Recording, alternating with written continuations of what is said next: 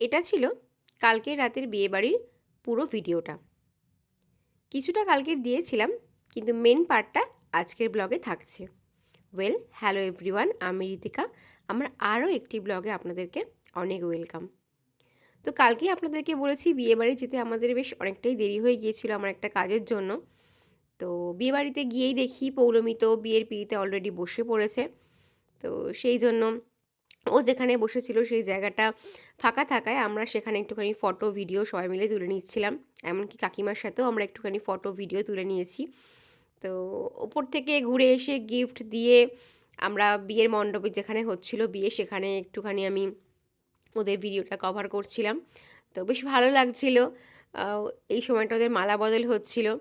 তো সামনে থেকে ভিডিওটা করতে পারিনি, ভিড় ছিল বলে যেটুকু পসিবল হয়েছে সেটুকুই করেছি। তো তারপরে আমার বন্ধু সর্বরীর সঙ্গে দেখা হয়ে গিয়েছিল। সর্বরী, আমি আর পৌলমী আমরা তিনজনই একসাথে বাসন্তী দেবী কলেজে পড়তাম।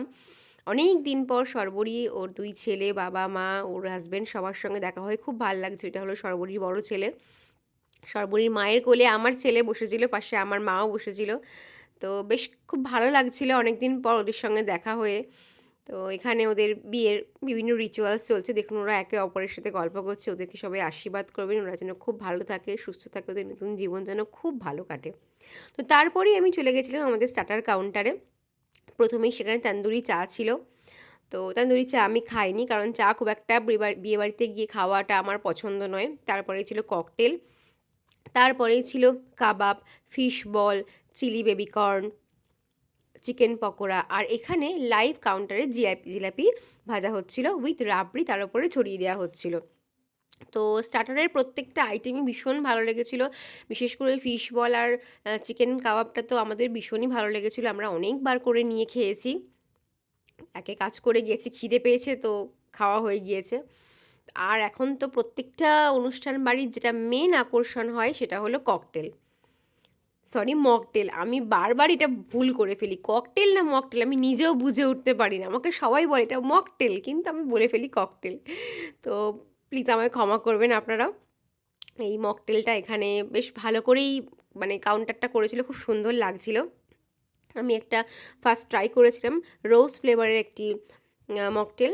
তো খেতে ভালোই ছিল ওটা। আমার দেখা দেখি আমার ছেলে, আমার ভাইজি, ওরাও সেই রোজ ফ্লেভারের মকটেলটা নিল। তো আমি বলেছিলাম একটু বরফটা কম করে দিতে, কারণ সত্যি কথা বলতে ঠান্ডা, কালকে ভীষণ ঠান্ডা ছিল। তো তার উপরে যদি ঠান্ডা খাই তো আরও অবস্থা খারাপ হয়ে যাবে। তো ওরা ঠান্ডাটা মানে বরফটা কম রেখেই দিয়েছিল। এই রোজ ফ্লেভারের টা খেতে বেশ খুব সুন্দর, আমার তো খুব ভালো লেগেছিল। আমার দেখা দেখি আমার ভাইজি, আমার ছেলে, ওরাও খাচ্ছিল।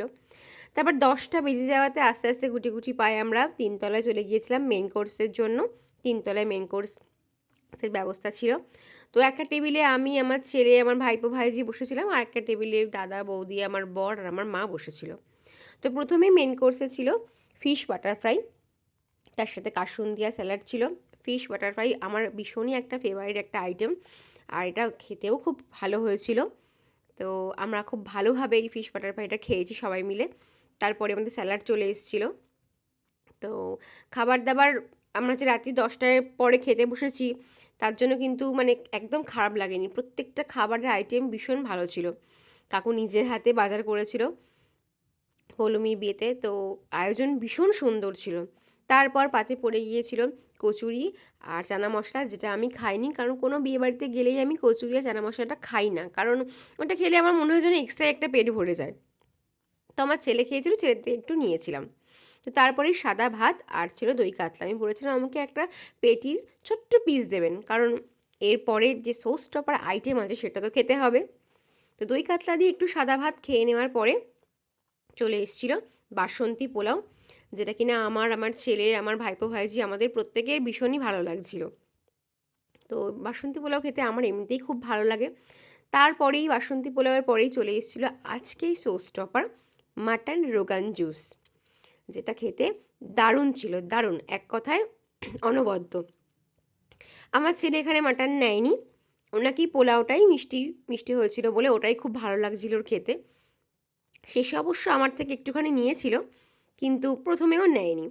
তো আমার পাতে মাটনের পিসগুলি খুবই ভালো পড়েছিল, চর্বি একটা মেটেও পড়েছিল। মাটনের মেটে খেতে আমি ভীষণই ভালোবাসি। তো মাটন দিয়ে পোলাওটা বেশ জমিয়ে খাওয়ার পরই চলে এসেছিলো চাটনি আর পাঁপড়, আনারসের চাটনি হয়েছিল। চাটনি পাঁপড় খাওয়ার পরই 3 রকমের মিষ্টি ছিল, নলেন গুড়ের রসগোল্লা ছিল, লেডিকেনি ছিল আর নতুন গুড়ের সন্দেশ ছিল। তো আমি শুধুমাত্র রসগোল্লাটাই খেয়েছি নতুন গুড়ের, কারণ ওটাই আমার সবথেকে বেশি ভালো লাগে। তারপরে এই আইসক্রিমটা দারুণ খেতে ছিল, দারুণ। আমার ছেলে আমার মানে খুবই ভালো লেগেছে আইসক্রিমটা। তো তারপরে খাওয়া দাওয়ার পরে যেহেতু স্টার্টারটা অনেক খেয়েছি, মেন কোর্সেও অনেকটাই খেয়ে ফেলেছি, হজম তো একটু করতে হবে। তো আমরা এই কাউন্টারে গিয়ে বললাম অন্য কোনো ফ্লেভার নয়, জলজিরা দিয়ে সোডা দিয়ে আমাদের কিছু একটা বানিয়ে নিন যাতে একটু আমরা রিলিফ পাই। তো সত্যি কথা বলতে যে দাদা ছিলেন উনি ওখানে আমাদের প্রত্যেককেই জলজিরা দিয়ে আর সোডা ওয়াটার দিয়ে একটা বেশ খুব ভালো একটা মানে মিক্সিংভাবে মানে মকটেল বানিয়ে দিয়েছিল, যেটা আমাদের প্রত্যেকের খেতে খুবই ভালো লাগছিল। আমরা প্রত্যেকেই সেটা খেয়েছি, আমাদের দেখা দেখি অনেকেই সেটা খাচ্ছিল, মানে খাওয়া দাওয়ার পর একটা হজম টাইপের ব্যাপার হয়ে গেছিলো। তো এই সব করে আজকের বিয়েবাড়িটা আমাদের খুবই ভালো কেটেছে। বিয়েবাড়ি সাজানো গোছানো ভীষণই খুব সুন্দর ছিল। নেক্সট দেখা হচ্ছে আবারও কোনো ব্লগে। গুড নাইট, ভালো থাকবেন, সুস্থ থাকবেন, ধন্যবাদ।